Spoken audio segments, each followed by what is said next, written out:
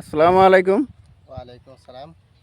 তো ভাই আমি টিএমএস কোম্পানির তরফ থেকে আইছি। আমার নাম আনোয়ার হোসেন। ভাই আপনার নামটা অল্প জানাবেন।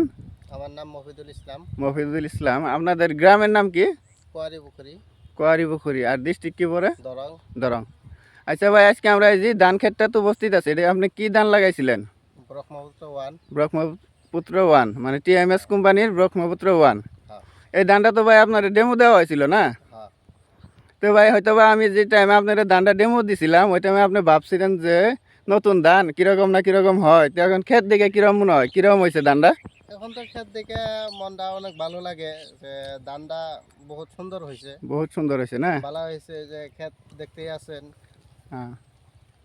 তো ভাই এই ধানটা আমরা আগামী বছর আমরা মার্কেটে নিয়ে যেতে পারবো, বেচবার পাবো? ইনশাল্লাহ নিয়ে পারবো ভাই। নিয়ে পারবো। বেচা আপনারা পারবো। করবেন না এই ধানটা আগামী ইনশাল্লাহ বছর? করবো। করবেন না? মোটামুটি ক্ষেতটা যে হিসেবে দেখা গেছে, ক্ষেতের কন্ডিশন বা হিসেবে যেটা সাইজ দেখা গেছে, হ্যাঁ। আপনার অনুমানিক কত মন হওয়া লাগে এক বিঘাত? এক বিঘা তাও মানে 25-26 মন হওয়া লাগে। 25-26 মন হওয়া লাগে না? হ্যাঁ, আচ্ছা ভাই, ঠিক আছে। মোটামুটি এই ক্ষেতটা দেখে তো আপনারা খুশি না? হ্যাঁ, আমরা খুশি ক্ষেত থেকে। তো ভাই আপনারা খুশি না ক্ষেত দেখে যেখানে হয়েছে? আগামী বছর করা যাবো না এটা? ইনশাল্লাহ করা যাবে। ঠিক আছে, আমি ক্ষেতটা অল্প দেখাইতেছি। এই যে হিসাবগুলো দেখুন, খুব সুন্দর হয়েছে।